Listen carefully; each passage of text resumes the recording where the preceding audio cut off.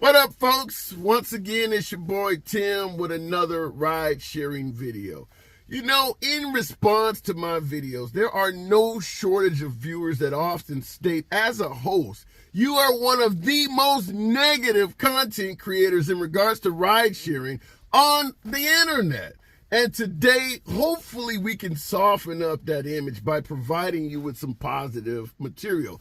Make no mistake about it, folks. The goal is never to be negative. It's to simply give you folks advice, tips, and keep you on the informative side of what's actually going on in our ride-sharing lives, whether you're driving for Uber or Lyft. Nevertheless, a lot of it is negative. So just simply reporting to you what's taking place often comes across as depressing and negative. Nevertheless, I'm going to start doing what I hope turns into a series called Fighting the Good Fight, in which we highlight individuals that as drivers we would view as fighting the good fight.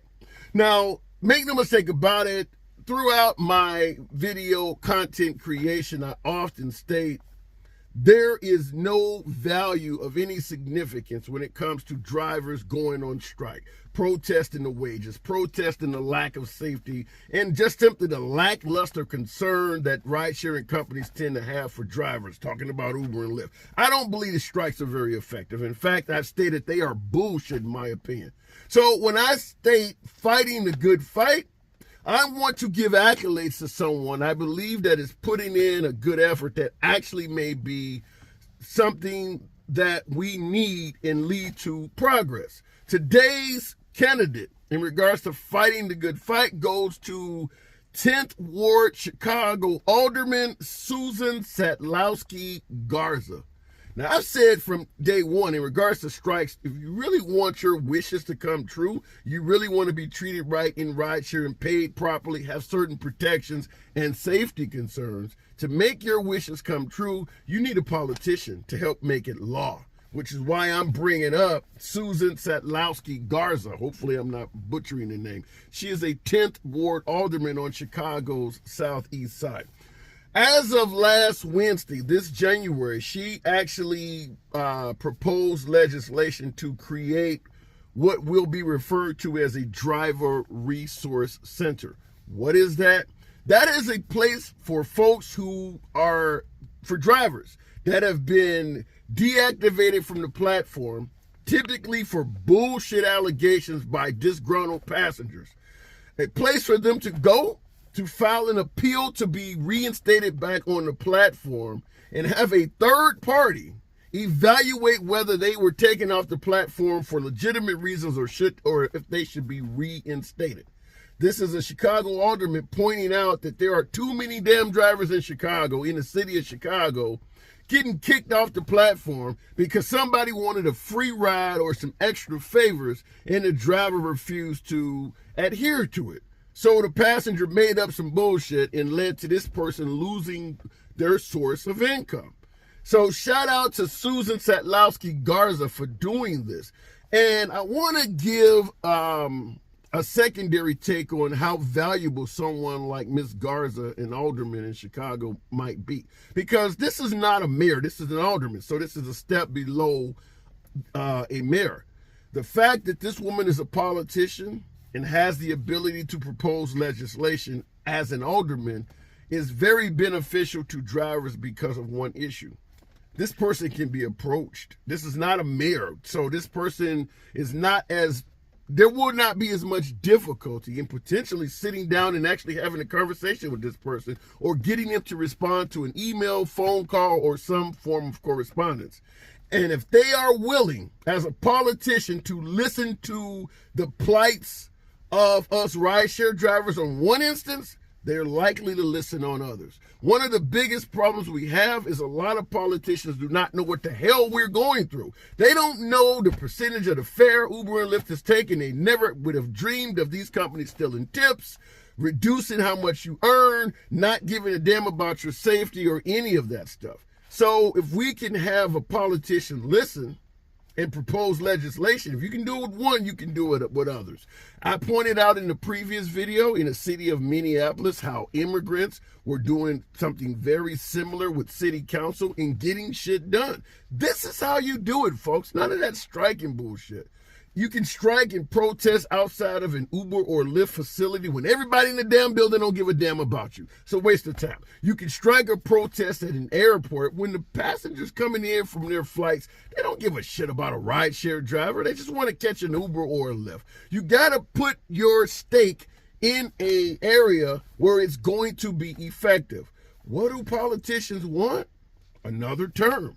What do they generally use to get another term? Bragging about something they did when they were on the first term.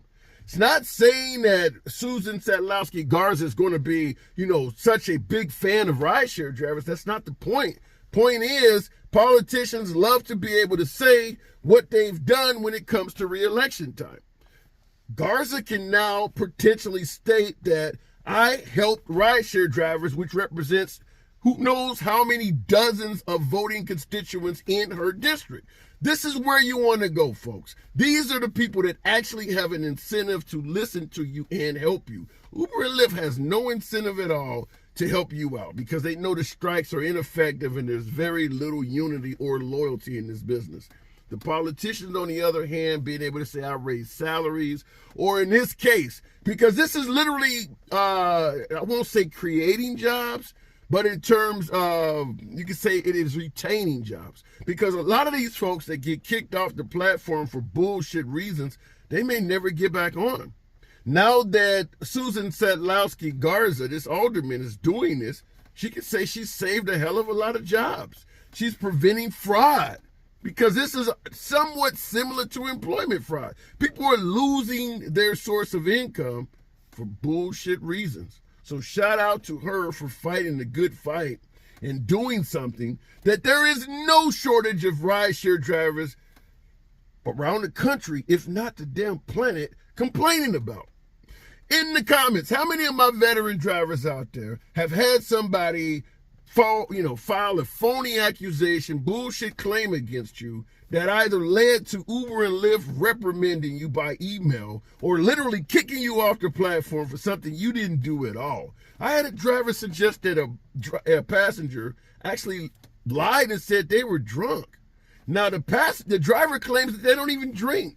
Removed from the platform for 4 days while having to straighten this shit out. That is 4 days of lost income on what sounds like a phony allegation. Does it happen to you? Has it happened to you?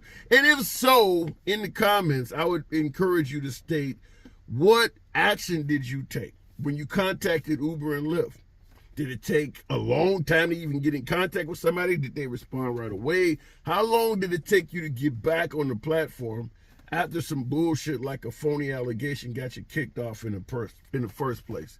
Anyhow, this has been a positive video. Shout out to Susan Satlowski Garza, the 10th Ward Alderman on the southeast side of Chicago. And she's serving a community, an urban community of color, lower income, and things like that. So there's going to be a lot of rideshare drivers most likely in her jurisdiction. So hopefully this translates into votes for that woman.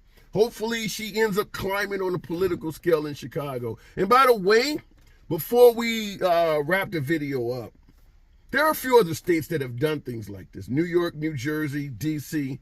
Just want to say in terms of politics, this is more likely to happen in states that believe folks on the lower end of the socioeconomic scale need some form of a wage increase. So if you live in a state where they favor raising the minimum wage or something like that, you are at an advantage when it comes to talking to politicians. If you're in a state that believes you need to keep the minimum wage where it's at because it hurts businesses and things like that, probably not going to be as easy to get folks in those states to assist you.